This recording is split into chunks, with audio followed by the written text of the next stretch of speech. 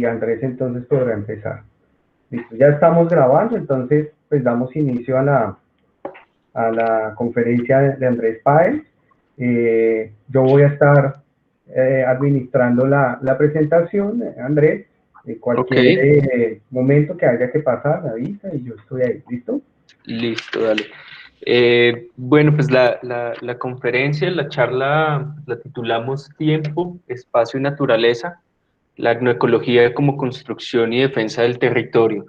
Y quisiera como un poco, pues, aprovechar como las preguntas que lanzó Robin, que tienen en el curso nuevamente, como para ir también en cierta medida, pues, generando como aportes a estas preguntas y como si también alrededor de, en el término de la presentación hay preguntas, las vamos resolviendo como al instante o si quieren dejar al final, ya Robin su merced me dirá cómo es la dinámica.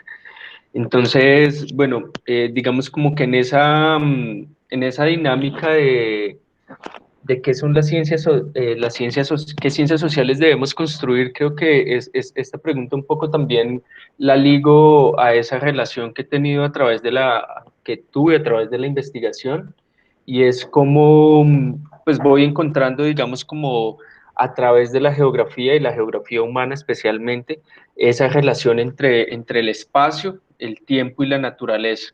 Y un poco esa pregunta de cuáles son esas concepciones de naturaleza en diversos espacios geográficos, en diversos territorios, en diversos paisajes y cómo ir como generando desde la geografía una dinámica que permitiera entender cuáles son las relaciones que construyen específicamente los pobladores de páramo en el Sumapaz. Si quieres pasarlo, Robin, por favor.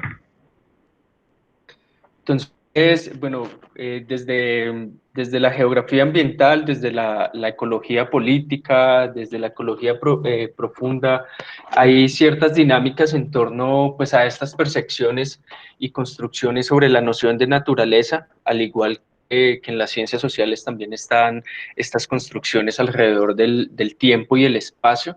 Y es a partir de allí que pues nos vamos dando cuenta que estas relaciones sociedad-naturaleza permiten comprender diversas dinámicas contextuales en torno a problemáticas socioambientales que en cierta medida, digamos, el objeto de la investigación y la dinámica dentro de la maestría fue como encontrar esta respuesta pues, a estas problemáticas socioambientales en determinados espacios geográficos y pues, en esta medida en el páramo del Sumapaz.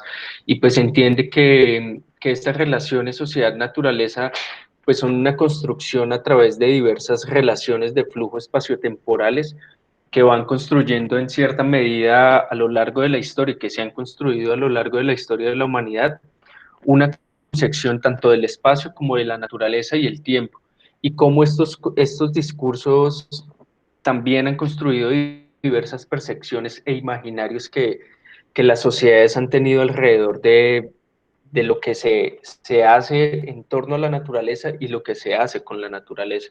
Entonces, si la quieres pasar, Robin, por favor, encontramos que pues a través del espacio y el tiempo y de las diferentes dinámicas sociales, esta relación humano-naturaleza ha configurado percepciones que en cierta medida se han convertido en cánones para cierto espacio y cierto tiempo en las sociedades y cómo pues a partir de esto el ser humano ha configurado también una dinámica y una percepción en torno pues a su espacio y a la naturaleza en torno a ello. Por ejemplo, Paulson plantea que para la época medieval el ser humano se consideraba a sí mismo como parte integral del cosmos y su relación con la naturaleza era tan intensa y completa que no podía pues mirarla desde fuera, sino que estaba dentro de ella.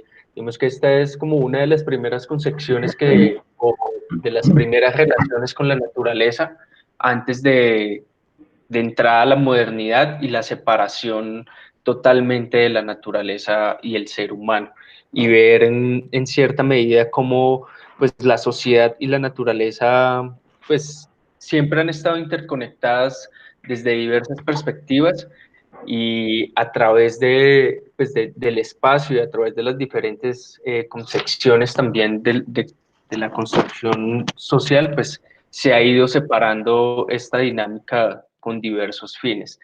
Si quieres pasarla, Robin, por favor. Vemos que a partir de los siglos XIV y XV se inicia como esta fragmentación del mundo medieval, y es a partir de, pues digamos que esta etapa cronológica de la humanidad, como que se da inicio a la utilización de la naturaleza. Ya no se ve como la integración de un todo, sino como la naturaleza está aparte y el ser humano está aparte de ello. Y es a partir de ahí donde comienza en cierta medida y entra esa occidentalización y esa colonización del medio ambiente, del conocimiento y del aprendizaje. Pues a partir del Renacimiento, con todas estas dinámicas del arte, con estas concepciones del arte, con la representación que comienzan a darse sobre las actividades humanas, sobre el lugar que tiene el ser humano en la naturaleza, comienza en cierta medida como a verse la naturaleza como algo cuantificable, como algo que puede ser apropiado por el ser humano, y que comienza en cierta medida a verse eh, desde, desde otra dinámica y desde otras perspectivas. Digamos que al comenzar la naturaleza, y es cuando comienzan en cierta medida, digamos, estos procesos de colonización, si nos damos cuenta un poco, muchas de las dinámicas que se dan en torno a la colonización en América tienen que ver también un poco con esa dinámica de cuantificar cuáles son los recursos y qué es lo que hay más allá de comenzar si hay unos registros botánicos y las primeras dinámicas en torno a conocer qué es lo que tiene este otro nuevo mundo. También es un poco a mirar en esta empresa colonialista qué es lo que se puede tomar de la naturaleza y cuáles son las dinámicas que permiten en cierta medida como esto que se está buscando desde esta colonización, ¿no? Como un poco tener el poder sobre, y estas relaciones de poder también alrededor de la naturaleza. Entonces ahí es cuando comienza también a haber otra concepción mucho más marcada en torno a la colonización y en torno pues, a ese poder que el ser humano va a empezar a ejercer desde este momento sobre la naturaleza y en, en los distintos espacios geográficos. Si quiere la pasamos, Robin, por favor.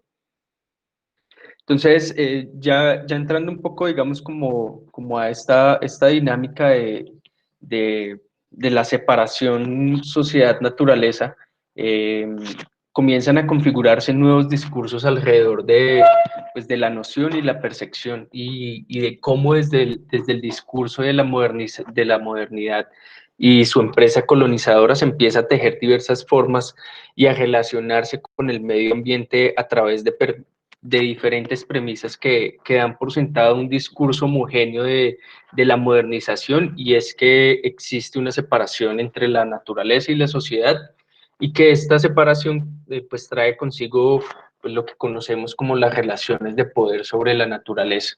Y es ahí donde comienzan pues, a existir diversos conflictos en torno a lo que se debe hacer, a lo que no se debe hacer, y para qué sirve la naturaleza pues en determinados contextos, en determinados espacios, y pues de esta manera es que pues ahora encontramos pues esta dinámica de los conflictos socioambientales, y es a partir de ahí, de esta separación un poco y de estos diversos discursos alrededor de la naturaleza, que comienzo un poco a tejer esta dinámica y a encontrar pues a través del discurso cuáles son los conflictos que se han tejido alrededor del páramo del Sumapaz, a partir de estas diversas concepciones de la naturaleza.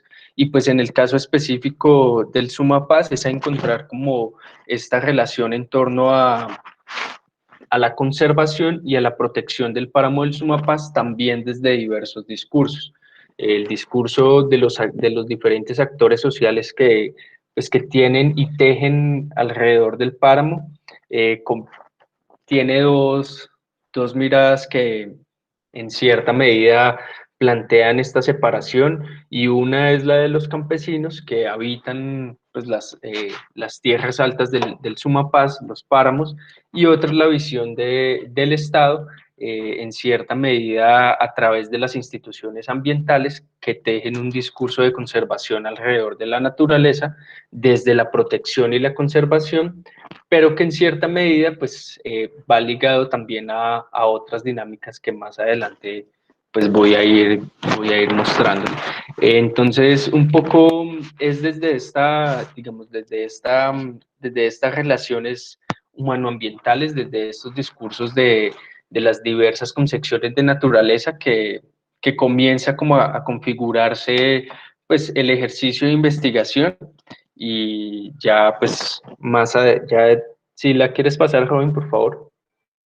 Digamos que identifico y a través de diversos autores, en este caso de Gisli Palsson, que es un poco la lectura que como que había recomendado para seguir la línea, digamos que hace una caracterización de tres paradigmas en torno pues, a estas relaciones humanoambientales, que pues, es el orientalismo, el paternalismo y el comunalismo.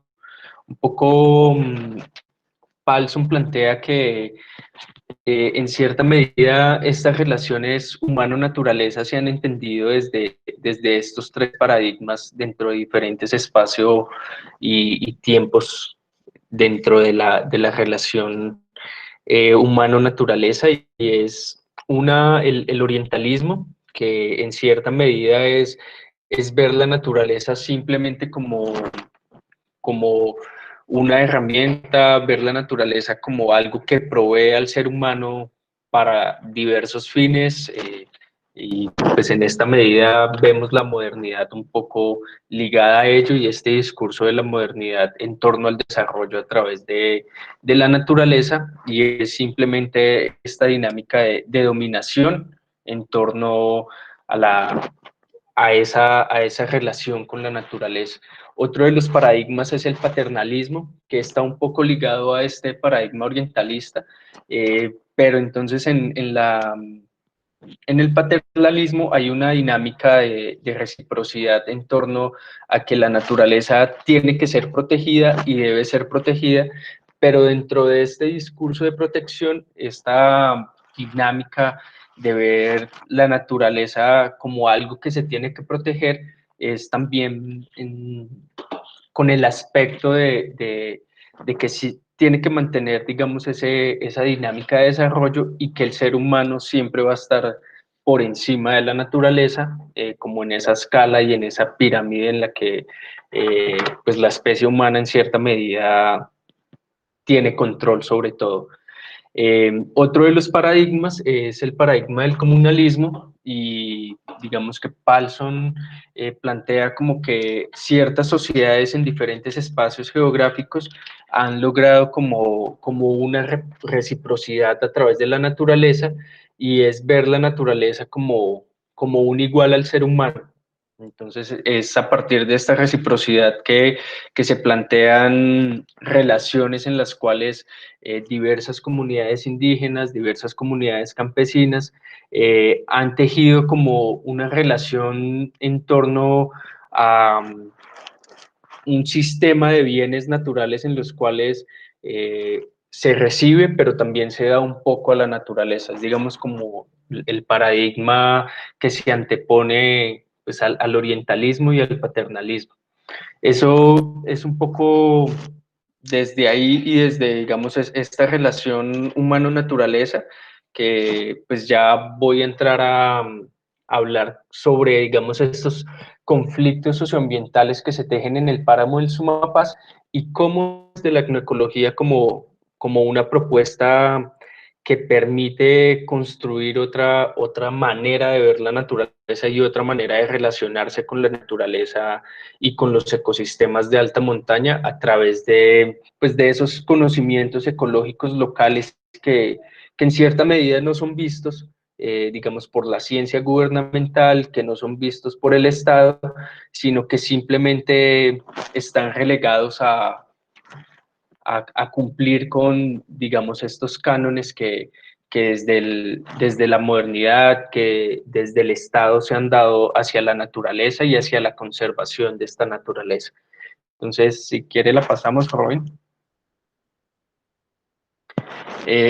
Bueno, esa es la, digamos, como la etnoecología como construcción y defensa del territorio, es como un poco la propuesta en torno, pues, a esto que es, son las dinámicas que se han dado alrededor de los conflictos socioambientales en el páramo y específicamente esta pugna en torno a conservar sin gente en el páramo, que es un poco el discurso a grandes rasgos del Estado en algunas zonas y sobre todo en áreas de especial protección como son los páramos, en áreas de protección ambiental como parques, que digamos en el caso del páramo del Sumapaz, ocurre que pues este territorio tiene un traslape entre estas diversas áreas que también en cierta medida se han configurado desde el Estado para proteger la naturaleza y son estas áreas de protección especial donde se encuentran los páramos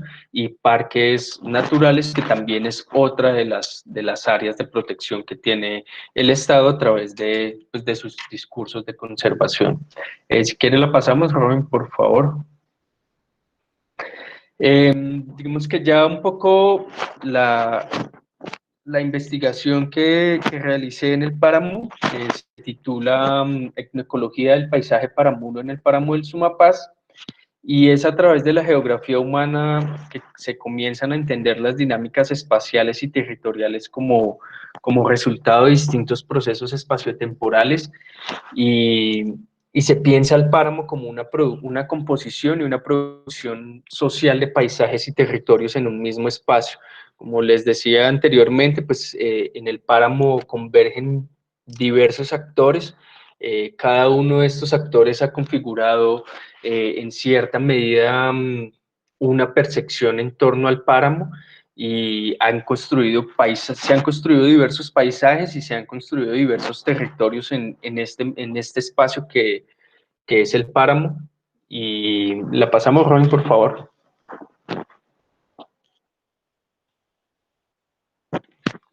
Y pues en cierta medida, a partir de esto, digamos que el análisis de los procesos socioambientales y territoriales en el espacio paramuno, como lo venía mencionando anteriormente, parte un poco de cuáles son estas relaciones humano-naturaleza en este espacio geográfico y de qué manera de qué manera se dan los discursos de conservación en este espacio geográfico a partir de los diferentes actores sociales que convergen allí.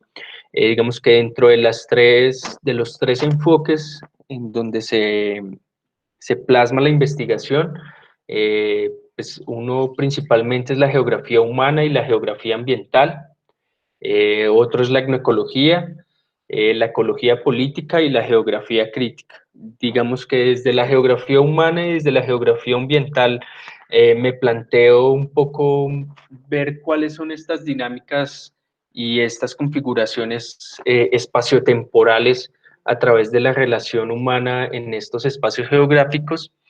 Y desde la etnoecología es como esta propuesta en torno a esas relaciones desde otros lugares, desde que es posible entender, digamos, estas relaciones desde otras dinámicas, desde otros conocimientos que no son solo científicos, desde otros conocimientos que no están ligados a la ciencia como la conocemos, sino que están ligados a conocimientos que van y que se construyen desde lo cotidiano, que son conocimientos que van un poco en cierta medida a generar otra percepción en torno al uso y manejo de la naturaleza, en torno a la conservación.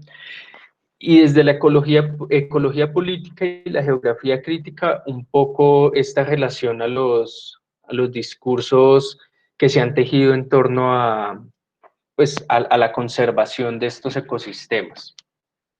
La pasamos, Robin, por favor. Entonces, un poco acá, digamos, estas relaciones humano-naturaleza que planteo para el espacio geográfico del Sumapaz y los discursos sobre la naturaleza y su conservación, la planteo desde dos perspectivas, viéndola, digamos, ahí hago también, digamos, en esta relación de cómo se ha separado pues, esos discursos de naturaleza, un poco desde los discursos gubernamentales, digamos, analizo cuáles son estas dinámicas gubernamentales, cuáles son las concepciones que se han tenido desde esta relación gobierno-ciencia, un poco porque pues digamos, estos discursos de gobernación, estos discursos de conservación desde el Estado se han tejido pues a partir del discurso que plantea la ciencia y el discurso que plantea el gobierno como tal a través pues, de entidades ambientales como lo son el Instituto Humboldt, parques nacionales, y digamos que estas instituciones que en cierta medida configuran un discurso también alrededor de la naturaleza y que plantean lo que es, lo que debe ser y para qué se debe conservar ciertos ecosistemas. Y por otro lado, pues el discurso de las dinámicas locales desde una perspectiva biocultural, que es esta relación intrínseca entre los espacios geográficos y las dinámicas culturales que se tejen allí. Entonces, desde estas dos perspectivas, desde estos dos discursos, en cierta medida comienzo como a ver cuáles son las dinámicas y cuáles son las problemáticas socioambientales que se tejen en este espacio geográfico y, digamos, ver un poco cómo desde el paradigma del orientalismo ambiental es donde, digamos, como encuadro este discurso del Estado, este discurso de las dinámicas gubernamentales y cómo desde lo biocultural comienzo a ver las dinámicas locales y a rescatar como o hacer un poco visible que desde lo local también se tejen discursos de conservación, también se tejen discursos ecológicos, también hay prácticas ecológicas y prácticas que en cierta medida pues también están buscando esta conservación, esta protección y esta restauración de los ecosistemas de páramo en el Sumapaz. Desde las dinámicas gubernamentales, pues encuentro que hay unas relaciones de poder y control que se tejen alrededor pues, de lo que el gobierno, de lo que el Estado impone y desde lo que el Estado en cierta medida dice que se debe y no se debe hacer en ecosistemas de páramo. Y pues un poco es ahí donde comienzan estos conflictos, ¿no? Porque el Estado plantea dinámicas de para qué sirve el páramo, de qué se debe hacer en el páramo, qué no se debe hacer en el páramo, desde esta dinámica de poder y control, porque pues antes de que el Estado comience a entrar en estos discursos de conservación, en delimitar áreas de protección ambiental, en delimitar los páramos, ya habían pues comunidades campesinas habitando estos ecosistemas y habían comenzado a tejer y han tejido una relación en el ecosistema que se basa un poco en sistemas de soporte de vida. La relación sistemas de soporte de vida desde lo local es un poco pues esta relación intrínseca entre la naturaleza y el ser humano que tejen en diversos espacios geográficos una relación con el ecosistema que está basada un poco pues en dinámicas que, que en cierta medida se dan y prácticas que se dan para el sustento de la vida. Es decir, por ejemplo, las relaciones de poder en torno al páramo, pues plantean que no tiene que haber una deforestación del ecosistema, pero sopesando a ello, pues está esta dinámica de que los campesinos tienen que cocinar con leña y tienen que hacer ciertas dinámicas y construyen sus dinámicas de vida alrededor pues de los bienes naturales que existen en el páramo y que en cierta medida se dan es para soportar la vida y no para generar procesos de acumulación de gran capital como muchas veces el Estado lo ha estado planteando, ¿no? Entonces, son dinámicas que en cierta medida comienzan a generar conflictos socioambientales y que pues siguen siendo latentes estos conflictos socioambientales en la medida en la que pues el Estado no está mirando y no, pues digamos, no ha mirado esta relación ecológica que tienen las poblaciones locales sobre el páramo, sino que simplemente quiere generar pues estas dinámicas de poder y control sobre la naturaleza y sobre lo que sobre el territorio, sin medir ningún tipo pues, de dinámicas locales. Si quieres la pasamos, Robin, por favor. Bueno, pues un poco la contextualización del espacio para Puno. La pasamos, Robin, por favor. Digamos, el páramo del Sumapaz pues es un ecosistema de alta montaña ecuatorial que está ubicado sobre la cordillera occidental colombiana y pues es considerado, pues tanto, digamos, para la investigación se considera desde la perspectiva de la etnoecología como un paisaje biocultural en el cual existe una interdependencia entre los elementos biológicos y culturales que son de gran importancia para la preservación y conservación del ecosistema. Vemos que desde la etnoecología se plantea que no es posible conservar el páramo sin la gente, que no es posible y no se concibe pues este espacio geográfico y ningún espacio geográfico que esté sujeto a conservación sin la población humana. Hay una interdependencia entre la naturaleza y el ser humano que pues en cierta medida comienza a generar pues elementos para su protección, para su restauración y pues pues para la dinámica de vida que se teje en los diversos espacios geográficos. Digamos que un poco la concepción de conservación está ligada a la conservación de la diversidad biológica, de lo que existe en el páramo, de lo que hay en el páramo en términos biológicos, pero nunca se está viendo en términos culturales qué es lo que se debe conservar en estos espacios geográficos. Un poco, digamos, desde esta relación de la humanidad a través de la domesticación de plantas, de la domesticación de animales, de la domesticación de semillas, pues nos hemos dado cuenta pues, que esta relación con la naturaleza siempre tiene pues, esta dinámica en la que es intrínseca. El ser humano no puede vivir sin la naturaleza y la naturaleza también funciona en cierta medida en relación pues, a este uso y manejo que se le da por parte del ser humano. Entonces, los ecosistemas de páramo, pues se plantea desde la agroecología, no pueden ser conservados sin gente. Es necesaria la presencia humana, pero pues viendo también desde lo local cuáles son estas dinámicas que aportan también, digamos, a la ecología y a la conservación de estos ecosistemas. La pasamos, Robin, por favor.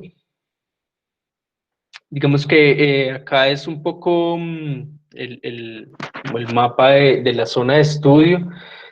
Bueno, pues el páramo del Sumapaz se encuentra, es el páramo más grande del mundo, es lo que más escuchamos en torno al páramo del Sumapaz. Pues ha sido como tiene un traslape entre diversos departamentos, que es Cundinamarca, Meta, Huila y pues un poco también, bueno, Bogotá. Y pues esto también genera diversos conflictos en torno al manejo administrativo que se le ha dado al páramo. Entonces, ahí política y administrativamente el manejo del páramo es diverso en los distintos departamentos, cada departamento tiene una lógica, una lógica territorial en torno pues a sus espacios geográficos, pero generalmente hay algo que los reúne a todos y es el discurso de conservación que teje el Estado a través del Humboldt, a través de parques nacionales y pues a través de lo que se debe hacer en este espacio, ¿no? Entonces, pues el espacio Paramuno pues es un escenario de distintas relaciones de flujo en las cuales interactúan diversos actores que configuran intereses particulares que transitan desde lo local y lo regional hasta lo global, los que alrededor de este tránsito de relaciones se han desarrollado diversos conflictos socioambientales, digamos, en torno pues, a lo que ya he venido pues, comentándoles, y es a estas relaciones sociedad-naturaleza. Entonces, digamos que estas relaciones de flujo desde lo local plantean, y desde lo local se dan ciertas dinámicas que es lo que plantean los campesinos, lo que generan los campesinos, esa relación cotidiana que tienen los campesinos con el espacio geográfico. A través de lo regional comienzan a plantearse otras dinámicas, otras relaciones de flujo y que han generado conflictos, y es un poco, por ejemplo, las dinámicas en torno a las hidroeléctricas, a la explotación minera, a la explotación petrolera, a todas estas dinámicas que comienzan a jugar otro tipo de, comienzan a entablar otro tipo de relaciones y de concepciones sobre la naturaleza, ¿no? Y pues a nivel global, pues también es un poco esta dinámica en torno a lo que llaman servicios y lo que se llaman servicios ecosistémicos, los bienes naturales y cómo esto, pues en cierta medida, pues compete a todos, ¿no? Pues el páramo, en cierta medida, uno de los, digamos, de los principales servicios ecosistémicos que prestan no solo a lo local, sino, y no solo en la alta montaña, sino montaña abajo, pues es la regulación del recurso hídrico, también funcionan como sumideros de carbono. Entonces, digamos que ahí es donde comienzan a tejerse pues estas relaciones de flujo que van desde lo local hasta lo global y que en cierta medida comienzan a tejer también estos discursos en torno a lo que se debe y no se debe hacer en el páramo. Si quiere la pasamos, Robin, por favor.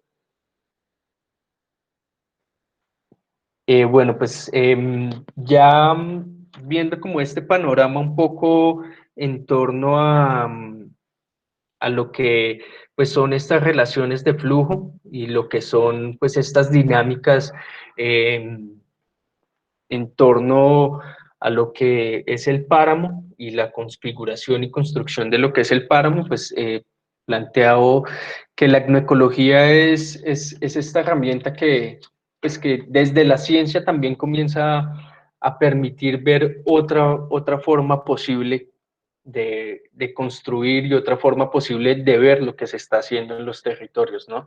Porque pues en cierta medida ahí ya la agroecología lo que viene a hacer es un poco a, a generar un debate en torno a las dinámicas de estas otras ciencias posibles y de lo que puede, y de estos otros conocimientos posibles en torno pues a las relaciones humano-ambientales y a las relaciones de flujo de los locales con la naturaleza. Entonces, la pasamos, Robin, por favor.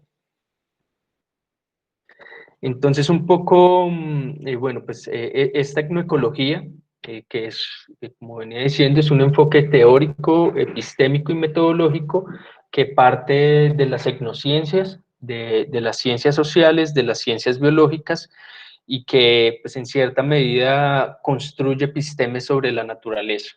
Entonces, ya en el páramo del Sumapaz hablamos por ello de una etnoecología del paisaje paramuno, que se configura a través de diversas prácticas, de diversos conocimientos y de diversas cosmovisiones alrededor pues, de esta relación intrínseca entre los seres humanos, los no humanos y el entorno que los rodea. Y es a partir de esto que se configura un paisaje etnoecológico que en cierta medida parte de un proceso a partir del cual pues cobra significado el conocimiento práctico. Entonces, pues en sí la etnoecología ve las relaciones sociedad-naturaleza a través de las prácticas, de las creencias, de las historias, de los conocimientos tradicionales, de los conocimientos ecológicos construidos por, pues en este caso, las poblaciones que habitan el páramo, pero que en sí la etnoecología ve pues en la diversidad de pueblos, en la diversidad de conocimientos y de territorios, esta construcción etnoecológica. Si quieres la pasamos, Robin. Entonces, pues en cierta medida, digamos que este conocimiento ecológico local en el espacio Paramuno se ve un poco reflejado en lo que los campesinos cotidianamente generan en el espacio Paramuno. Entonces, pues para los campesinos el páramo, el bosque alfandino y en general los ecosistemas de alta montaña son paisajes que configuran un ecosistema integral que regula diversas dinámicas ecológicas fundamentales para la vida de las poblaciones que lo habitan y las diversas especies animales y vegetales que desarrollan su vida en estos ecosistemas. Y es ahí donde, digamos, está ese principio biocultural, que es la integración en la cual la diversidad biológica y la cultural son mutuamente dependientes y geográficamente coexistentes, que en cierta medida pues no se está viendo desde los discursos estatales, pues. Entonces, pues la agroecología, como ya lo decía un poco, pues es como en cierta medida el rescate de estas visiones locales, de los usos, de las prácticas, de los discernimientos que las poblaciones construyen a partir de su entorno, de las relaciones directas que tienen sobre el manejo, de la conservación, sobre los recursos, y es desde allí que, pues, que se entienden estas relaciones bioculturales y que se plantea un poco, se tienen que tener en cuenta desde los discursos estatales para garantizar que sigan existiendo estos procesos de continuidad y de evolución en los sistemas naturales y humanos. Si quiere la pasamos, por favor. Bueno, pues es un poco más de la etnoecología, la pasamos. No sé qué tal estoy de tiempo.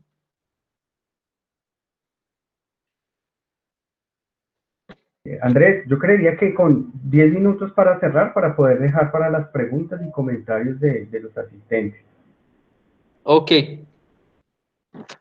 Entonces, bueno, un poco ya desde la, digamos, desde esta perspectiva y desde el enfoque de la geografía crítica y de la geografía ambiental, pues ya dentro del ejercicio de investigación, digamos que se analizan cuáles son estas, digamos, estas dinámicas en torno a cuáles son las pugnas y cuáles son los epistemes que se han construido en el páramo alrededor de la conservación.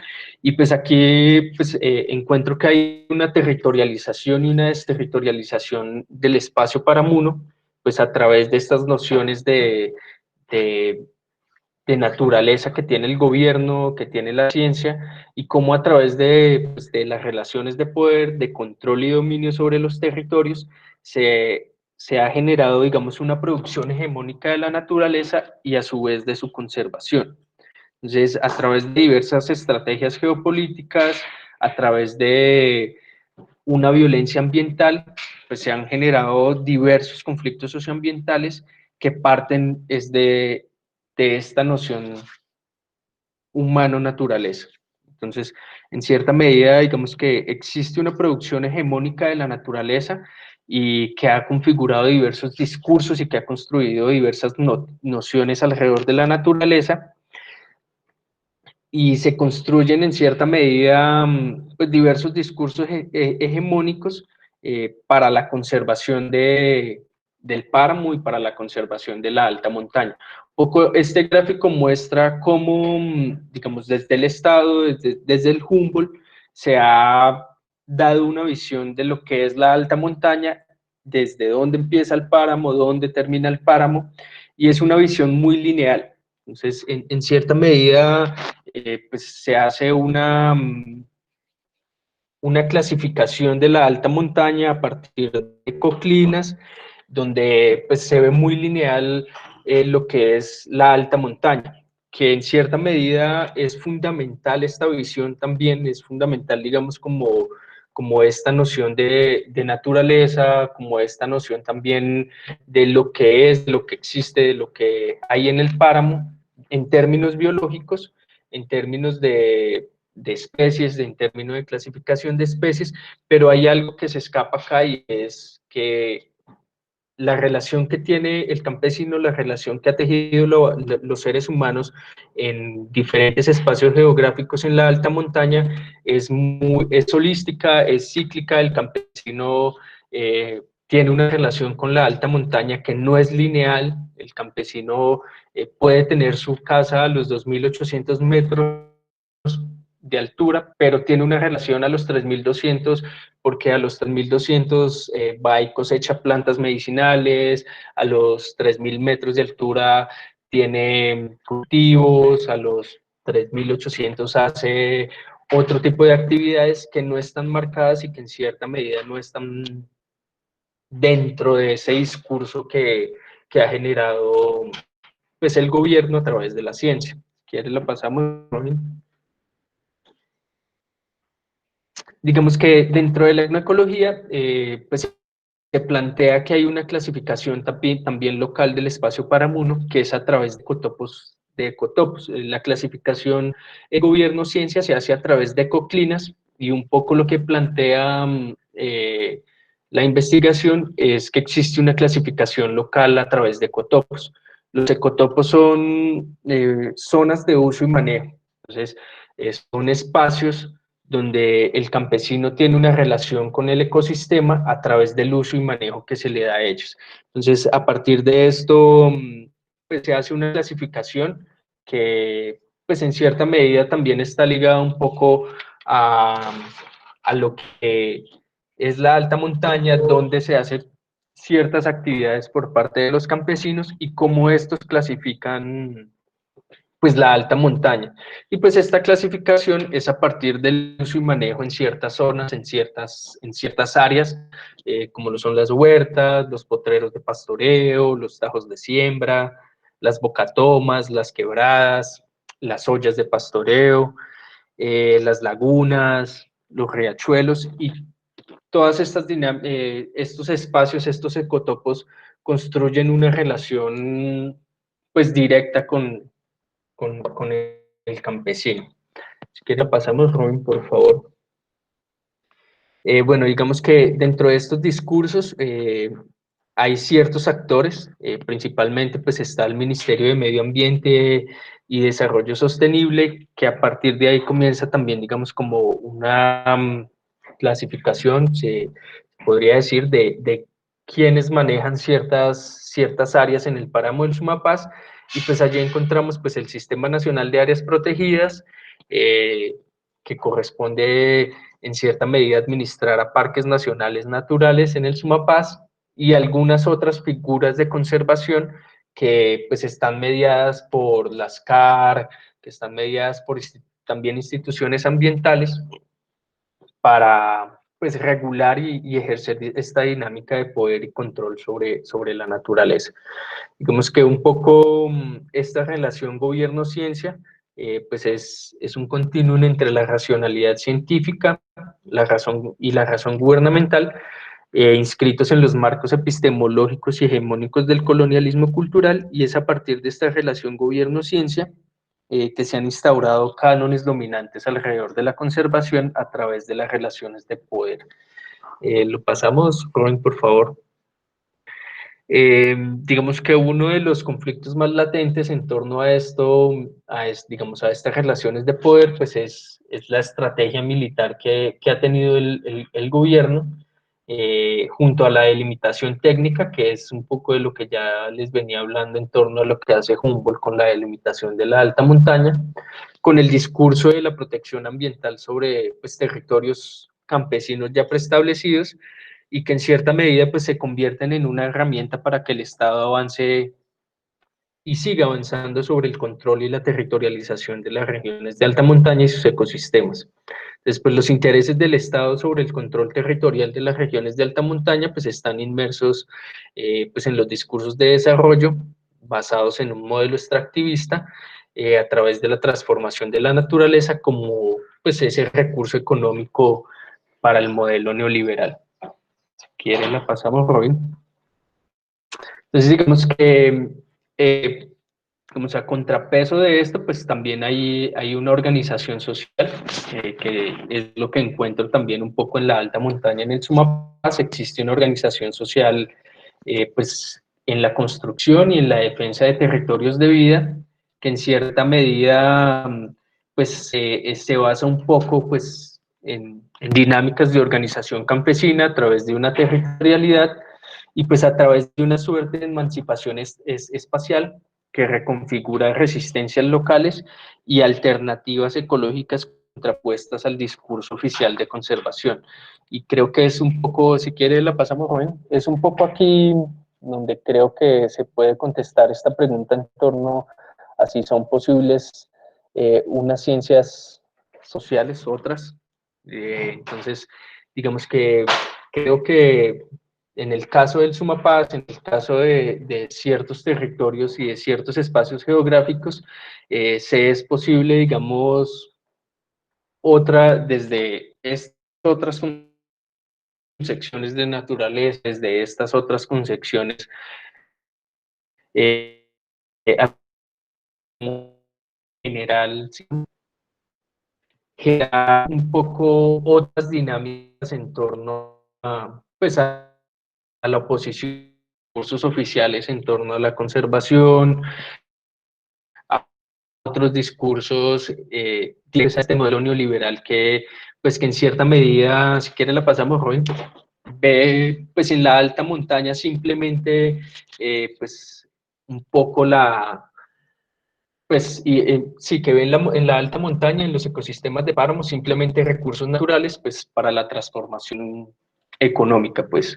Entonces, pues a través de la organización, pues el campesino pues en cierta medida ha fortalecido diversos procesos organizativos que han generado proyectos locales que van encaminados a la conservación, a la protección de los ecosistemas y que en cierta medida tienen en su discurso otra muy diferente a pues a la establecida por el gobierno, ¿no? Y es pues que en cierta medida en la alta montaña existe un desarrollo, pero un desarrollo tanto sustentable como sostenible, que es lo que plantean en cierta medida pues algunas organizaciones campesinas que habitan la alta montaña.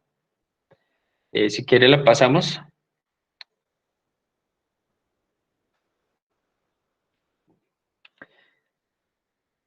Entonces, bueno, digamos, uno de los ejercicios que encontré pues para esta dinámica de conservación,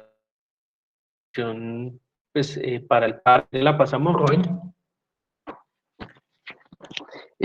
Pues son ejercicios agroecológicos, son ejercicios un poco donde las comunidades campesinas pues se han organizado pues alrededor principalmente de la defensa y de la defensa del territorio y de la defensa de la vida. Entonces, es ahí donde pues, se siguen encontrando que hay más discursos en torno pues, a esta relación con la naturaleza y que pues, en cierta medida desde la escala local hay diversos conocimientos ecológicos que son necesarios preservar también. No simplemente pues, generar un poco pues este roce en torno a lo que se debe y no se debe hacer dentro del páramo, sino que pues hay otras dinámicas que en cierta medida pues practican los campesinos, que tienen ciertas características que, como lo decía anteriormente, pues integran tanto conocimientos holísticos como otras dinámicas que es necesario tejer para la protección del páramo. Y pues un poco en torno también a esto ecológico, pues es rescatar también que debe haber como una integración entre los diversos discursos, ¿no? No es seguir generando esta separación, digamos, para el ejercicio de la investigación, pues se generó, digamos, esta dinámica en torno a cuáles son los discursos que existen en el páramo en torno a la conservación de la naturaleza, en torno a la protección de la naturaleza, y que en cierta medida se debe tejer tanto con el discurso gubernamental, que en este caso son las entidades ambientales, como con los discursos locales en torno a la protección y conservación de los territorios, ¿no? Porque, pues, en cierta medida, pues, el campesino también debe generar otro tipo de procesos que le permitan afianzar más esta lucha por los territorios y creo que esto se debe hacer, pues, en común unidad, ¿no? Todos los conocimientos son tan válidos y todos los conocimientos pueden aportar a este ejercicio de conservación, de restauración y protección del páramo. No es dejar a un lado unos y al otro lado otros, sino ver desde dónde se pueden encontrar puentes que tengan, pues que tejan diálogo y que realmente comiencen a ver una conservación sensu amplio de estos ecosistemas. Porque muchas veces pues el campesino también eh, hace dinámicas que no están completamente, digamos que en esta tónica de conservación y pues bueno, esto ya son ya es de otras perspectivas, otros análisis también de cuáles son esas relaciones que en cierta medida están afectando los ecosistemas, ¿no? Entonces creo que es ahí donde también digamos, las ciencias sociales pueden construir puentes con otras ciencias, como las biológicas, que permitan entender también ese otro tipo de relaciones humano-naturaleza en determinados espacios geográficos. Y creo que es un reto también un poco para las ciencias sociales generar como esa interdisciplinaridad, esa transdisciplinaridad para lograr, pues en cierta medida, un poco entender y buscar una manera de tejer soluciones o de tejer otro tipo de entendimientos en torno a estas relaciones humano-naturaleza. Entonces, pues yo dejo hasta ahí un poco para, de pronto si veo que hay por ahí algunas preguntas, entonces como para ir charlando también. Muy Muchas bien, gracias. gracias a usted, gracias también a quienes están participando. En el chat ya hay un nutrido número de comentarios, inclusive intercambios entre las personas que están participando. Vale la pena también resaltar que estamos el curso de Introducción a las Ciencias Sociales de la licenciatura en Ciencias Sociales de la Surcolombiana, pero en esta sesión tenemos varios compañeros y compañeras que nos acompañan. Está el profesor Aldemar, también tenemos otros profesores y profesoras que están aquí participando. Entonces, eso también hace que nuestra conversación se está nutriendo aún más. Y bueno, voy a tal vez, Andrés, leer algunos de los chats que se han hecho y voy a sacar algunas preguntas. Y que en la medida que usted vaya respondiendo, también pues podríamos intervenir, abrir micrófono o seguir usando el chat. Pues Ok. digamos que en primera medida ese debate que se ha dado en el chat está entre esa división humano-naturaleza, digamos, tratando de romper o interpretar esa dualidad que se ha construido, especialmente desde el siglo XVI, y pues que también hace parte como de ese proceso de la modernidad y esa idea de modernización con progreso y desarrollo al frente. Entonces ahí ha habido algunos elementos que ya algunos debates que se han tejido alrededor entonces de el área o el recorte de estudio que usted nos presenta sobre la relación humano-naturaleza en los páramos, ¿cierto? Entonces ha habido hay un debate. Estoy resumiendo, claro, dentro de los chats ustedes ya han podido leer o pueden leer en este momento. Entonces, aquí también, en su caso, también hubo son lapsus que ocurren, hubo una corrección que hizo el profesor Aldemar sobre la localización del páramo. En la diapositiva aparece occidental, pero pues es la cordillera oriental. Y también el profesor Aldemar va a preguntar que respecto al proceso de investigación que usted hizo, Andrés, ¿qué tanto las Sí, me disculpo ahí por esa... Por ese... Ah, tranquilo. A veces también en el momento de escribir hay lapsus, no hay lío. ¿Qué tanto, profesor Aldemar también pregunta, qué tanto las escuelas y los maestros han contribuido desde el currículo a generar acercamiento con las familias, las comunidades, en la defensa del territorio y de la vida? Pregunta él. Bueno, eh, también Eliana nos pregunta, ¿el Estado no está cumpliendo o afirma, cumpliendo o buscando la protección de los páramos? Hace poco hubo una Sí que, noticia que decía que el Estado había hecho un acuerdo con unos árabes donde a cambio de la extracción mineral de Santurbán se iban a brindar ayudas y unos cuantos millones. Se va a extraer la riqueza natural promoviendo el deterioro de la biodiversidad del país y una futura crisis.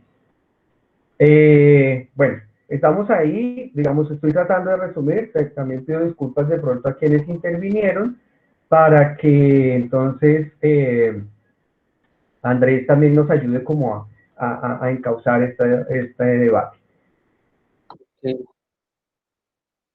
podría ser un poco ir respondiendo para...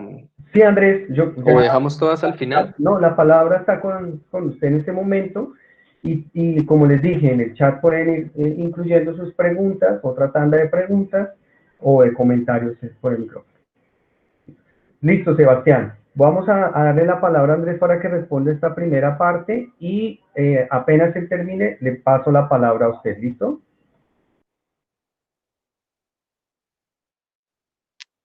Andrés, ¿puede empezar la primera parte de sus respuestas? Okay. Entonces, voy respondiendo las que ya dijiste. Sí, dale, dale. Bueno. Sí, Andrés, Ah, puede. ok, sí, es que está un poco entrecortada y no te había escuchado. Bueno, un poco, pues como respondiendo, sí, bueno, antes las disculpas por ese lapsus en lo occidental y en la oriental, hay un pequeño error. Y bueno, pues respondiendo a esta dinámica de qué tanto las escuelas y los maestros han contribuido, pues desde el currículo a generar como este acercamiento, digamos, a la defensa del territorio de la vida, yo creo que ha sido fundamental para el páramo del Sumapaz, digamos, esta relación de la escuela en el territorio. Bueno, pues como bien podemos darnos cuenta, las escuelas rurales tienen una dinámica muy diferente y tienen, digamos, una concepción muy diferente a lo que es la escuela urbana.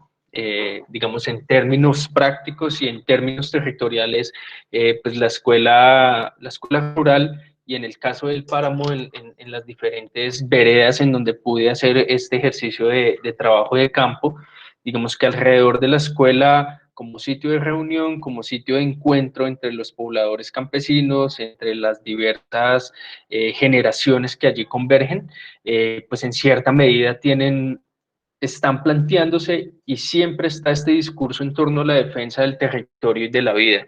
Entonces, creo que la escuela ha sido parte fundamental en este ejercicio por defender la vida, en este ejercicio por generar identidad, en este pues ejercicio en el cual la comunidad también construye diversas relaciones en torno al territorio. Entonces creo que pues, la escuela es de gran importancia, los maestros rurales son de gran importancia para los territorios y especialmente lo digo en el Sumapaz porque pues mucho del trabajo de campo, muchas de las entrevistas y muchas de las relaciones, digamos, estas dinámicas de conectividad se dieron a partir de docentes, a partir de la escuela. Y pues estas escuelas creo que tienen una visión muy distinta para lo que es y debe ser la educación en los territorios rurales. Entonces creo que sí han contribuido bastante en esta defensa del territorio. Bien, gracias Andrés. Entonces, Sebastián quiere hablar por el micrófono, ¿cierto?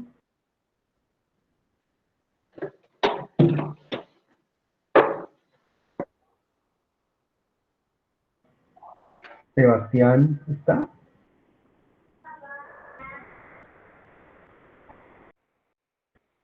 Bueno, no sé si de pronto Aldemar tiene alguna intervención mientras Bueno, Sebastián. muy buenos días, Robinson. Gracias por la invitación y saludar al maestro Andrés por tan maravillosa exposición y su experiencia que ha vivido allá con los campesinos, con las comunidades en el páramo de Sumapaz. Sí, aquí en el Huila igualmente, pues hemos estado muy pendientes sobre toda esa política extractivista que, como usted sabe, ha golpeado también mucho al departamento con el tema de represas, con el tema, están definidas unas zonas para el tema del fracking y pues a raíz de todo eso que pasó con el Quimbo, pues la Universidad Surcolombiana se vinculó con un macroproyecto de acompañamiento a las comunidades para entender todos estos temas de conflictos socioambientales y defensa de los territorios. Eso, por ejemplo, ahí está ese mapa del Huila, donde están esas áreas protegidas, pero igualmente como sobre la parte plana y cerca a ciertos páramos se ha intentado desarrollar algunos proyectos exploratorios de minería, hidrocarburos, y pues estaba prevista la construcción de 7 represas más, o sea, del Quimbo hasta San Agustín. El plan maestro sobre el río Magdalena tenía contemplado ese proceso. Sin embargo, como universidad se logró hacer una sensibilidad muy importante con los habitantes de Timaná, de Oporapa, de Salvador Blanco, de Pitalito, de San Agustín, a través de una serie de diplomados, y ahí nos metimos un colectivo de maestros a acompañar ese proceso, a trabajar con campesinos, con estudiantes. Ahí también se involucraron algunos maestros. Por eso la pregunta mía estaba muy relacionada a ese tema, ¿no? Cuando la escuela y los maestros articulan su currículum con el contexto, con la realidad de los territorios, con las dinámicas sociales que están ocurriendo, han sido experiencias muy significativas. Y creo que eso es lo que escucho ahorita de parte de Andrés, que los maestros allá han estado como comprometidos, casi que haciendo parte de este movimiento social, y eso es vital. Otro ejemplo muy significativo que tuvimos aquí en el Huila fue sobre la zona alta de Gigante Huila, donde fue la escuela, fueron los maestros que trabajaron todo el tema de la sensibilidad del páramo de Miraflores y convocaron a los papás, trabajaban con los niños, con las comunidades y como lo dice Sebastián, casi que trabajaron proyectos pedagógicos de aula donde integraban no solamente el componente de las ciencias naturales, sino también las ciencias sociales, todo lo que era la geografía, la historia del territorio y todo el componente de la biodiversidad. Y ese es un elemento definitivo de movilización que permitió que el proyecto se parara. Pero ahí estuvieron maestros. Yo creo que eso fue muy importante. Y las peleas que hemos perdido, es como una hipótesis muy fuerte, es porque la escuela igualmente ha estado muy desarticulada, completamente aislada. Hablábamos con la gente, con los maestros de la zona de El Agrado, de Garzón, de Gigante, y ellos reconocen eso. O sea, la escuela no se movió, los maestros no se conectaron frente a la problemática del Quimbo, y yo creo que pues esas son las situaciones que tenemos aquí donde van a haber futuros maestros de ciencias sociales, de ciencias naturales, que hoy lo que está en juego, desde luego, es la vida, los territorios, y que no podemos seguir en esa lógica, como lo presenta Andrés, eurocéntrica, que fracturó la vida con la naturaleza. Y otra reflexión que le quería preguntar de pronto a Andrés, esto, vi poco, o no sé si lo expuso, en otro momentico me desconecté, sobre el tema del pensamiento ancestral, o sea, los pueblos indígenas, ¿sí? También, así como usted habló que en la Edad Media había como esa cosmovisión mucho más de unidad, de integración del ser humano con la naturaleza, y que con el Renacimiento ahí se genera esa fractura.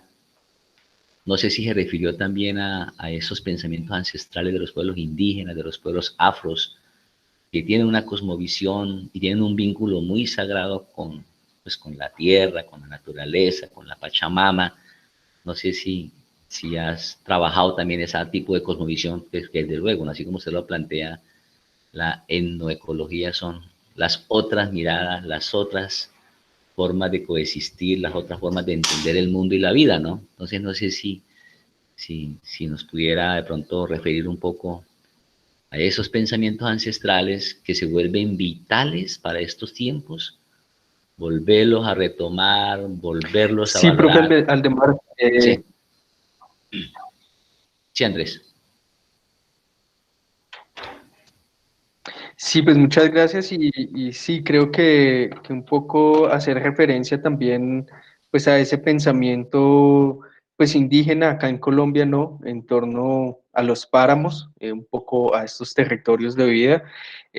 Si bien tal vez un poco no se ve en el trabajo, en el caso del Sumapaz, pues digamos el Sumapaz sí estuvo habitado en algún momento, fue corredor de paso para algunos pagamentos indígenas y creo que es vital también un poco, bueno, por eso la etnoecología, la etnobiología y el rescate de estas cosmovisiones en torno pues a esta relación con la naturaleza por parte de esos otros pensamientos, de esas otras miradas hacia la naturaleza y creo que lo indígena en Colombia y también desde otras concepciones y desde otras comunidades como las afro, tienen esta relación con la naturaleza muy diferente pues, a esta concepción occidentalista sobre la misma, ¿no?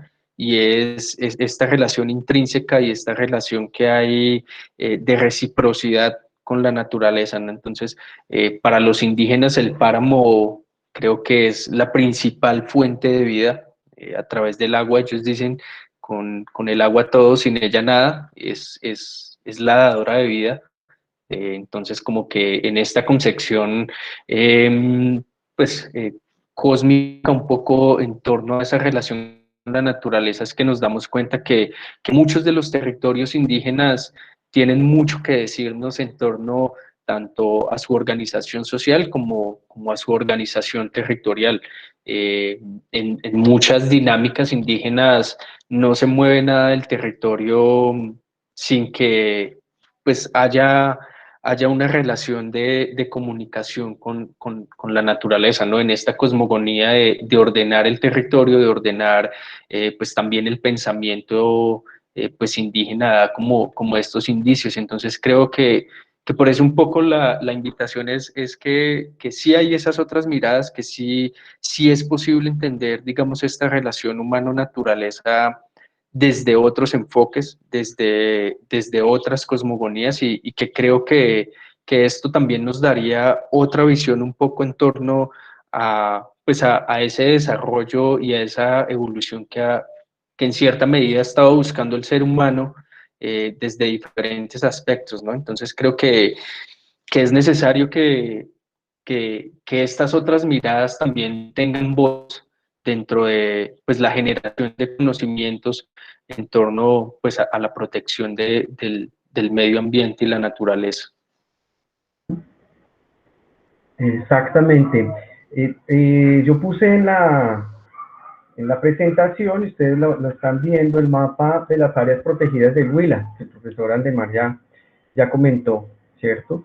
Y me gustaría llamar la atención sobre estas áreas, porque precisamente son áreas oficiales de protección, donde seguramente, bueno, ustedes ven en la parte de arriba del municipio de Colombia el cachito del páramo de Sumapaz que hace parte del departamento del Huila, que hace parte de ese recorte que usted estudió, Andrés, ¿sí? Que está ahí el páramo de las Oceras, y también tenemos el desierto de la Tatacoa o la Tatacoa como un distrito, y me gustaría hacer énfasis en dos de estas áreas, uno que es el Parque Natural Regional Siberia-Ceibas y el páramo de Miraflores, que ya Aldemar nos refirió en su intervención. Y es como estas áreas presentan conflictos similares a los que nos cuenta Andrés, en el hecho en que a partir de la ley 99 se declaran áreas protegidas, áreas de recarga hídrica, áreas de preservación a partir de determinada cota de altura, ¿cierto? Y esto empieza a generar el conflicto con campesinos, con indígenas y también, especialmente campesinos e indígenas, en los cuales pues ya habitan históricamente o anteriormente estos territorios, pero que también tienen una historia de apropiación y uso en el territorio. Pero entonces la lógica gubernamental va a chocar con esa lógica regional, que en algunos casos pues coincide o no coincide con lo que se dice, pero la lógica entonces es saquemos a los pobladores porque son invasores.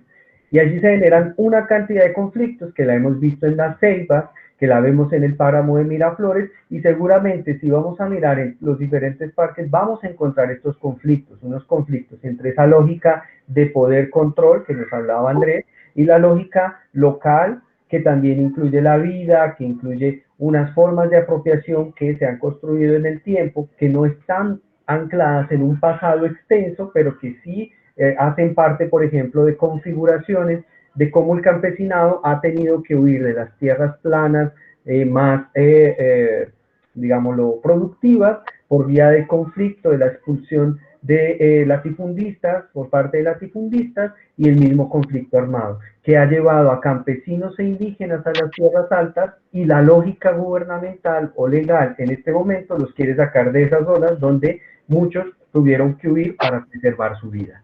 Entonces aquí también se encadena un proceso histórico relacionado con el conflicto armado. También podemos ver no solo este proceso en áreas andinas, también podríamos pensarlos hacia el piedemonte llanero, el piedemonte amazónico, en la misma Amazonía, ¿cierto? Como ese proceso de poblamiento, muchas veces un poblamiento producto de las diferentes fases de la violencia y del conflicto armado, se convierte también en un conflicto ambiental.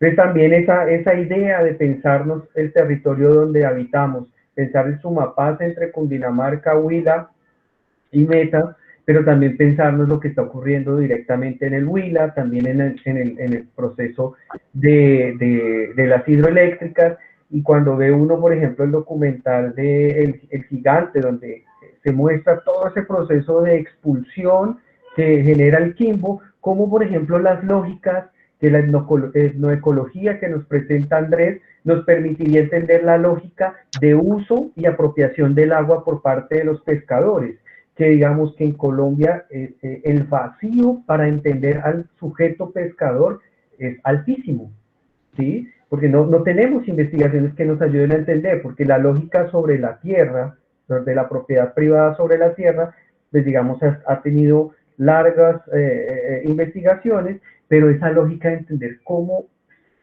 es la lógica de propiedad comunal, comunitaria del agua, y cómo llega la lógica modernizante del Quimbo a privatizar el agua, ¿cierto? Y a privatizar toda una porción de ella. Entonces también hay llamados de atención dentro de esta exposición que nos permite ver la naturaleza no como un cuerpo ajeno o como una separación entre las disciplinas o una separación ontológica, sino también como un desafío teórico, político, que tenemos como licenciados en ciencias sociales y como científicos sociales en formación, que vamos a actuar en el campo de la educación. Siga. Y las industrias, ¿qué papel juegan eso? Yo creo que en eso. Pues es la lógica de la apropiación privada, es la lógica orientalista que nos presentaba Andrés, creo yo que está por ahí. No sé, ¿sigue por ahí? Diga Marlon. Ellos también contaminan el agua, minera, etcétera, durante todo eso, profesor. Yo creo que claro, esa es la lógica ambientalista donde la naturaleza se entiende como un factor de producción, ¿cierto? Donde la naturaleza debe ser dominada, debe ser apropiada para los fines apenas humanos, ¿sí? Para la reproducción del capital, ¿sí? Pero no cuida tampoco los pueblos indígenas, algunas veces lo sacan. Por eso mismo, ahí es donde surge lo que hemos venido hablando de los conflictos, ¿no? Es decir, la lógica del capital que se impone a otras lógicas que están no del todo por fuera o por fuera de esa lógica de acumulación de capital. Juan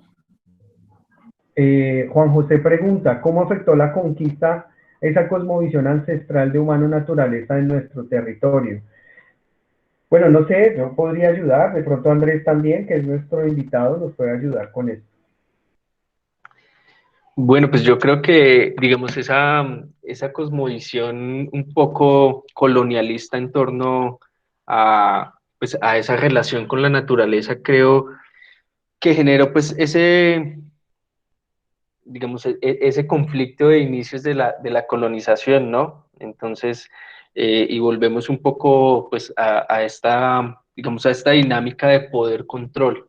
Entonces, creo que ahí comenzó un poco pues, esta empresa colonialista que venía pues con estos fines de tener el control sobre la naturaleza, sobre sus recursos, sobre los territorios, como que pues en cierta medida comienza a desligar como esta cosmovisión de lo ancestral y a generar como que existe solo un conocimiento en torno a, ¿no? Y es lo que pues también viene con esta empresa de la modernidad, ¿no? Todo lo que no es ciencia o en cierta medida en estos términos de lo que se entiende por naturaleza, ¿no? Digamos, se deja a un lado como esta cosmovisión de lo ancestral y pues nos damos cuenta que no se tiene en cuenta eso, no se tiene en cuenta, digamos, ese otro pensamiento a la hora de tomar decisiones, si llega una empresa minera a un territorio indígena, nunca va a tener en cuenta, digamos, esa cosmovisión en torno a lo sagrado, a lo sagrado y a lo territorial, ¿no? Entonces, creo que es ver un poco pues esa fractura también en torno pues a esos otros conocimientos y siempre vas, bueno, desde la occidentalización y desde la modernización, ese control y ese dominio desde el pensamiento y cómo desde ahí comienzan pues a generarse otro tipo de territorialidades sobre ello. Muy bien. Y un poco retomando la conferencia de la imagen de la semana anterior, ustedes ven cómo esa concepción de separación, humanidad-naturaleza también opera a partir de las representaciones religiosas que se iba a dar, tratando de integrar un poco, de integrar o dominar la visión sobre la naturaleza indígena a partir del arte.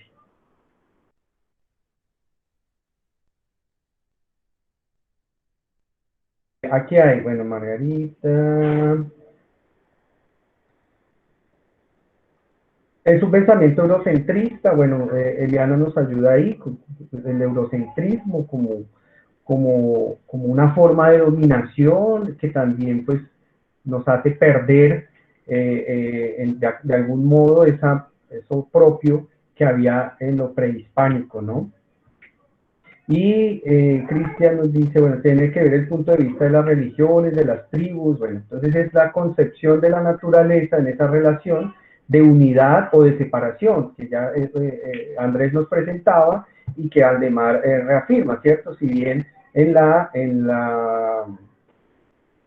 Edad Media se presentaba como una unidad, esa unidad aristotélica que sustentaba la teología europea, ¿sí? Occidental, pero también esa unidad de humanidad-naturaleza que había en muchos de nuestras comunidades indígenas, ¿sí?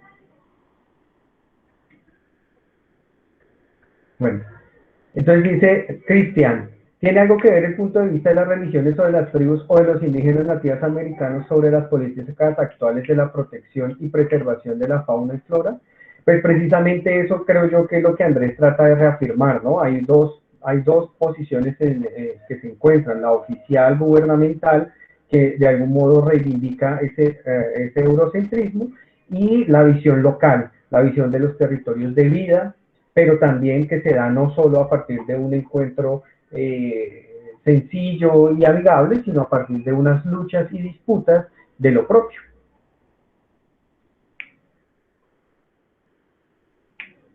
Bueno, era una pregunta. Bien, no sé, ¿qué ley o protección para cuidar los pueblos ancestrales y su ambiente natural? Bueno, su ambiente natural, digamos, su contexto, digámoslo así, digamos, desde la Constitución, desde los derechos fundamentales ya está toda una protección al decir que somos una nación pluriétnica y multicultural. Entonces ya está entendiendo que no hay una sola visión y no hay solo un proyecto nacional, ¿cierto? Sin embargo, pues vemos que en lo real hay una total disputa por ello. No sé, ¿tienen más preguntas? Sebastián dijo que pedía la palabra hace rato y no volvió a aparecer. ¿Será que se le cortó la comunicación?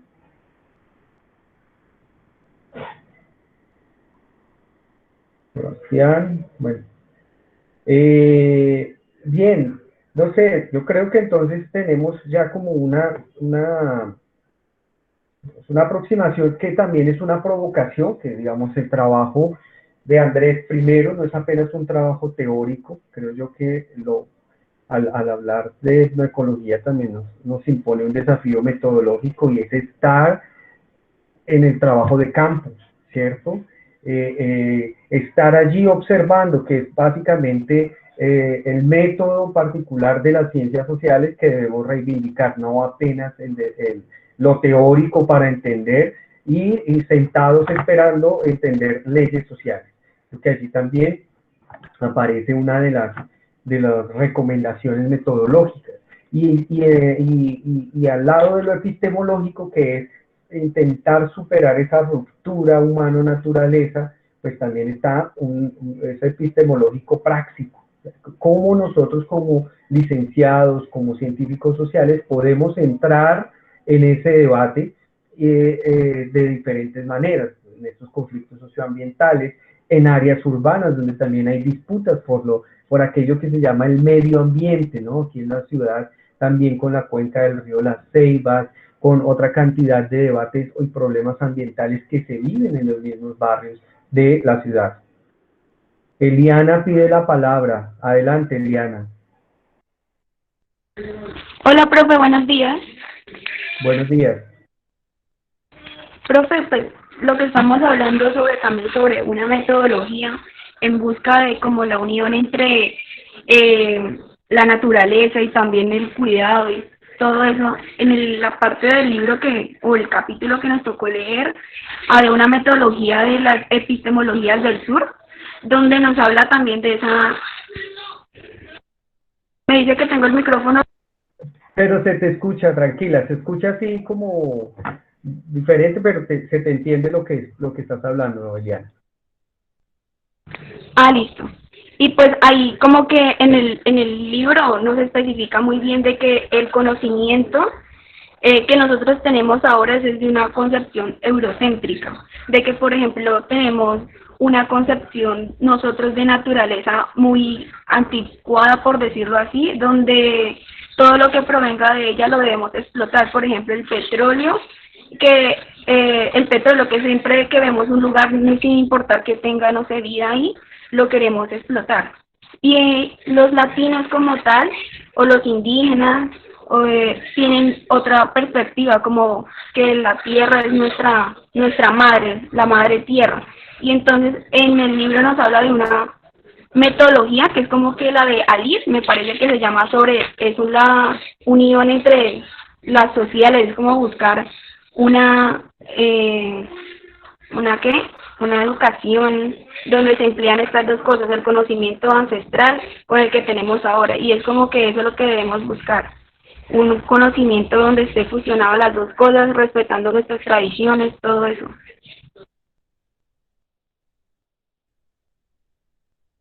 Exacto, Eliana. Bueno, digamos que ese desafío metodológico está entre acercar, pero también reconocer el conflicto. ¿Mm? Digamos, porque tampoco podemos entrar de manera ingenua a entender que las dos visiones se pueden complementar. Hay una disputa, y es una disputa sistémica en el sentido que también estamos en medio de una lógica capitalista que ve los recursos y las personas como factores de producción, en los cuales pues la extracción de plusvalía es fundamental para la reproducción del sistema, ¿sí? Entonces esa tensión, ese conflicto es importante sostenerlo para poder sostenerlo como una mirada en la cual debemos pues, enfrentar y adentrarnos en esos conflictos que hay, ¿cierto?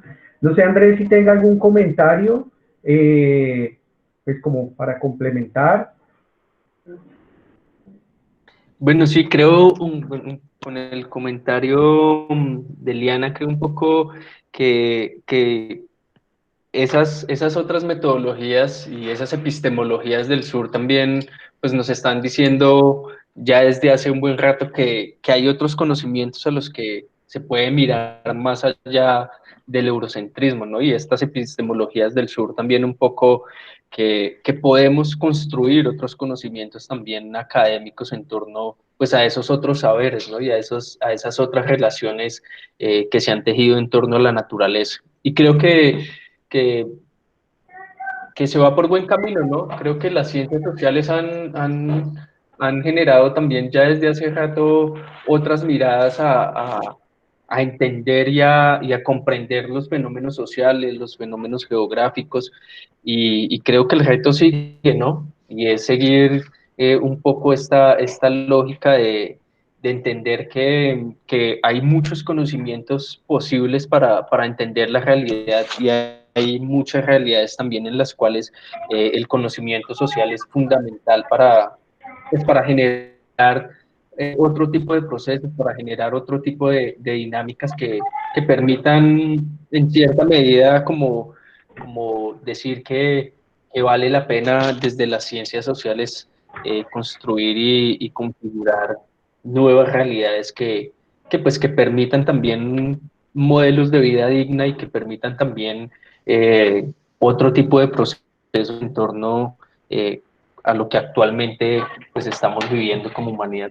Creo que es el reto tanto epistémico como metodológico en las ciencias sociales, ¿no?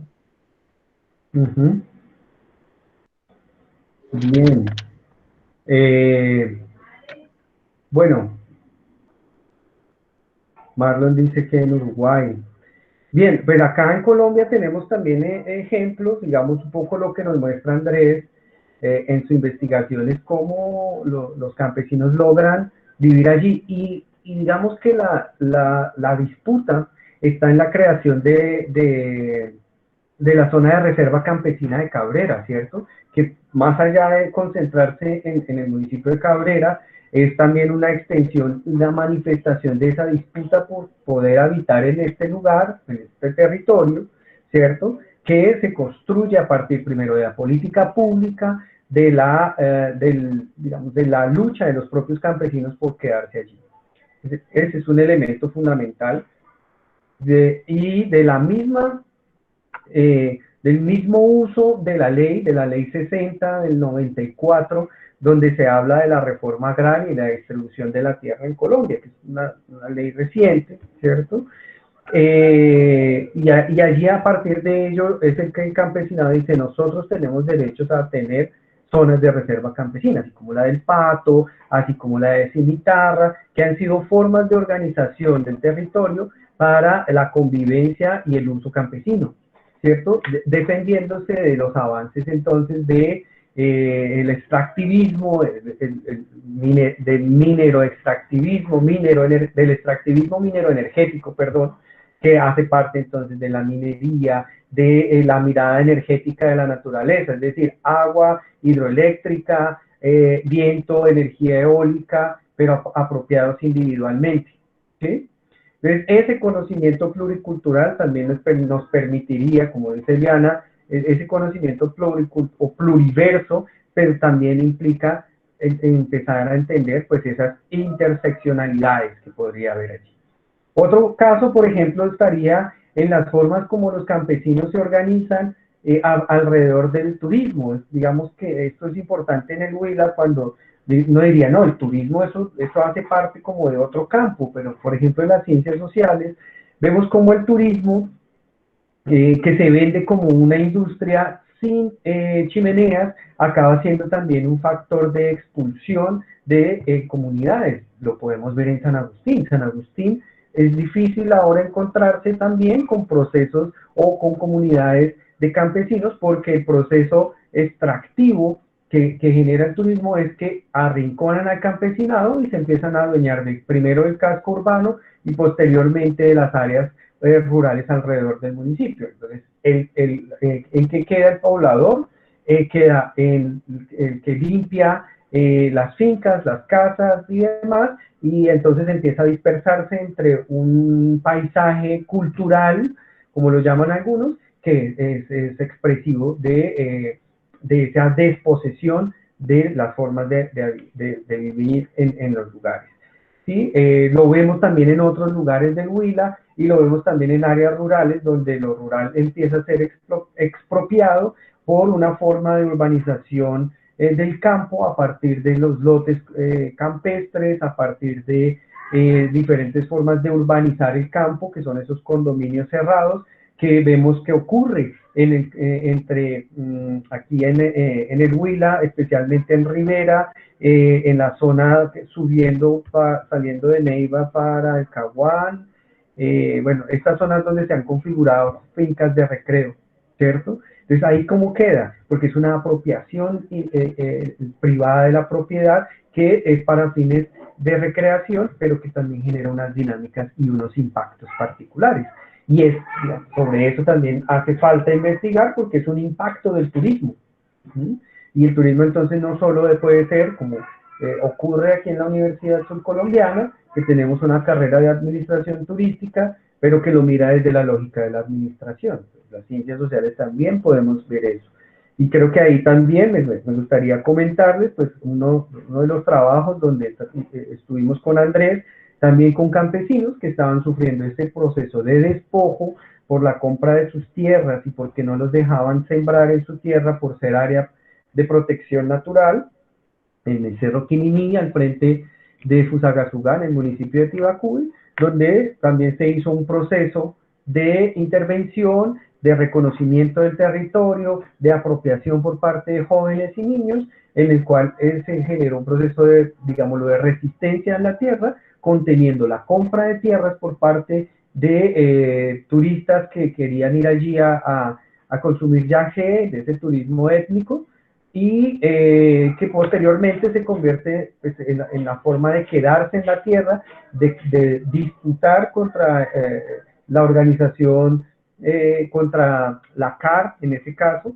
el uso de la tierra, y podían sembrar café en determinadas condiciones y generar también diferentes formas de turismo como lo conocemos, turismo ambiental, de ir a subir a la montaña sagrada y demás, pero también en este momento ellos participan en una forma de turismo que digamos, poco se explora, y es el turismo científico. Ellos se formaron como guías, clasificaron especies, entonces los biólogos van allí para que ellos los guíen y les muestren las diferentes especies. Entonces es un área que en la actualidad, en esa unión entre estudios biológicos y conocimiento popular, es una de las áreas mejor estudiadas en términos ornitológicos, ¿sí? Entonces, eso aquí también, con lo que nos habla Eliana, esa ruptura entre saber científico y saber popular práctico, debemos romperla, porque también, que se llama rescate, yo diría que diálogo con los saberes populares que están en la comida, en las formas de habitar, en el reconocimiento del territorio, es lo que debemos también empezar a integrar desde la praxis. Esas son lo que estamos aquí viendo, cómo el turismo impacta ambiental y humanamente, ¿cierto? Y bueno, es como eso. No sé, Andrés, ya vamos cerrando, porque estos chicos tienen clase ahora con la profesora Ofelia, que también pues les complementa con el tema de la diversidad cultural. Creo que aquí con ustedes también tienen una alta fuente para seguir pensando en ello, en la diversidad cultural. Sí, bueno, pues nada, Robin, agradecerle, creo que en eso último que acota su merced en torno pues al proceso del Quininí, creo que pues al ser un proceso ya que lleva bastante tiempo y que uno ve que las comunidades campesinas se siguen manteniendo en ese pensamiento y ver cómo han logrado, digamos, esta dinámica en la que ofrecen un turismo local que no impacta y que en cierta medida no genera daño sobre el territorio, que era lo que se quería hacer eh, por parte de otros actores, ¿no? Entonces vemos como un poco también está, y lo veía yo en algún momento, pues está esa agroecología también funcionando ahí, pues alrededor de esos saberes que dialogan con lo científico y es como, pues en torno a lo que usted menciona, a estos saberes que ellos tienen y que en cierta medida han perfeccionado a través de la práctica y es el avistamiento de aves y cómo se vuelve también, digamos, en conjunto con esos saberes científicos, una práctica que en cierta medida es de alto impacto turístico, ¿no? Ir a hacer avistamiento de aves en el Quininí pues es algo que pues genera bastante, digamos, entrada a los campesinos y al territorio, ¿no? Y es esa relación de diálogo entre esos saberes ecológicos locales y los saberes ecológicos científicos. Entonces creo que pues es un gran ejemplo lo del Quininí y pues para mí es también un buen, digamos, como que me alegra el haber estado participando como estudiante en ese ejercicio y ver que aún se mantienen esas dinámicas que en algún momento comenzaron a través pues de recorridos de campo, de cartografía social, de reconocimiento del territorio, que en cierta medida las ciencias sociales sí pueden aportar a otras maneras posibles de hacer desarrollo y de hacer desarrollo desde lo local. Entonces, eh, muy chévere y agradecerles también a todos por el espacio, por la atención y pues también quedo atento y abierto a cualquier dinámica que necesiten. Ahí estaremos prestos. Muchas gracias por la invitación al espacio. Gracias, Andrés. Digamos que, no sé si le parece que podemos compartir su correo, si alguno de ustedes Sí, tiene ahí dudas y esto, pues de pronto por el correo pueden empezar a intercambiar. lo voy a dejar anotado en el chat. Ahí Listo, cualquier cosa. Muchísimas gracias. listo. Bien, chicos, les pido que no se vayan. Vamos a quedarnos 5 minuticos antes de que empiecen con la propia Ofelia, ¿listo? Porque quiero presentarles pues la propuesta para que ustedes hagan su trabajo final, ¿cierto? Andrés, si quiere quédese tranquilo, aquí somos, no hay lío. Bien, muy bueno, yo les voy a compartir esta reflexión alrededor de la lectura que nos propuso Andrés, que me parece que también es interesante entender estos tres paradigmas, desde el orientalismo, el paternalista y el comunalista, ¿cierto? Que nos puede ayudar a entender, ¿cierto? Eh, eh, eh, un poco en la línea de lo que venimos trabajando en el curso. Yo les voy a pasar esto. Si quieren, podemos después hacer una sesión de asesorías.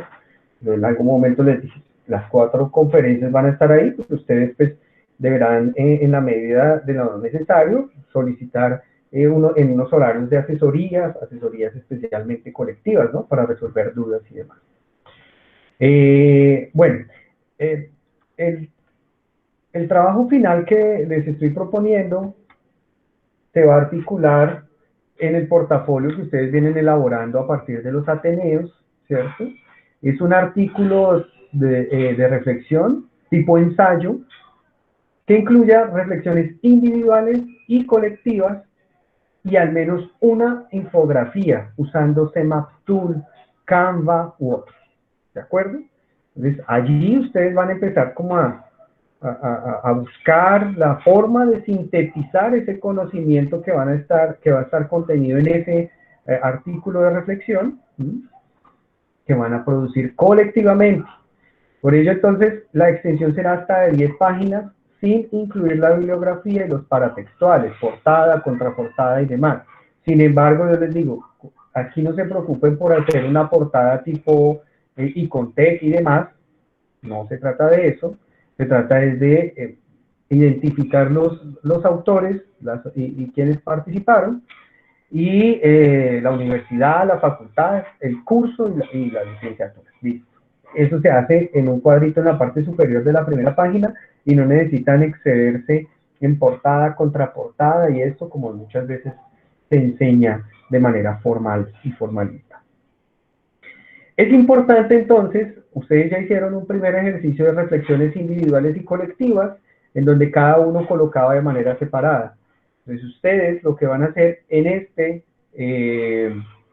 ensayo es incluir las reflexiones cortas sobre los temas que van a desarrollar, las van a incluir a manera de cita, ¿cierto? Entonces van a empezar a citar con normas APA. Yo les voy a subir al Classroom un manual de citación APA. Entonces, cuando la cita tiene menos de 40 palabras, cuando tiene más de 40 palabras, cómo se debe colocar el título del autor, y en este caso, pues, cuando es una reflexión individual.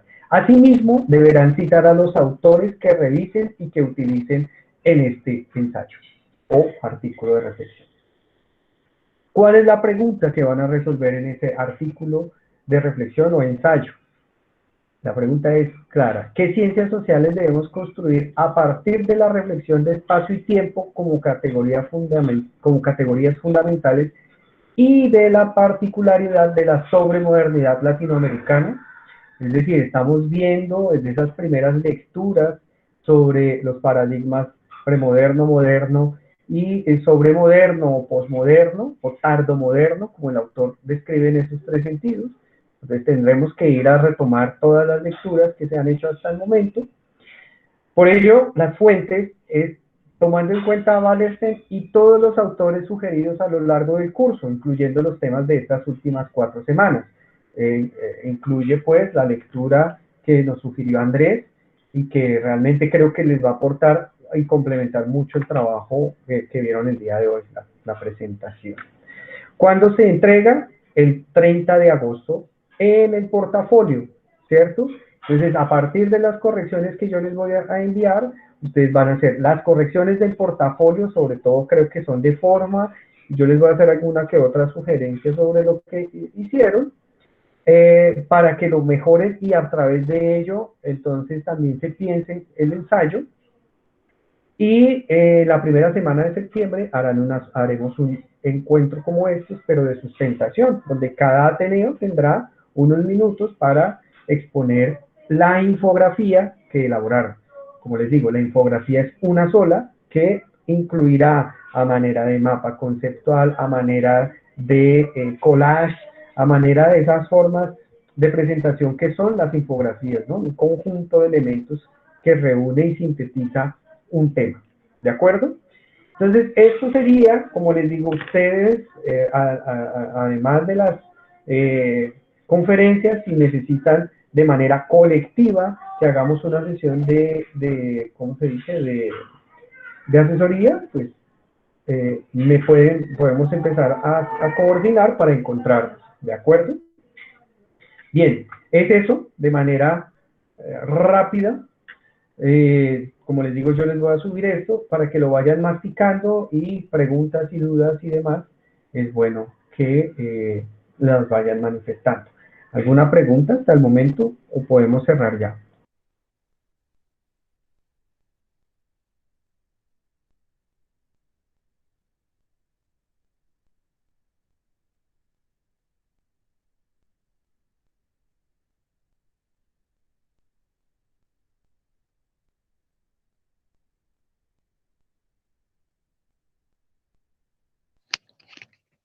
Profe, pues por ahora creo que no hay preguntas, pero cualquier cosa se le estaría informando para hacer la reunión virtual.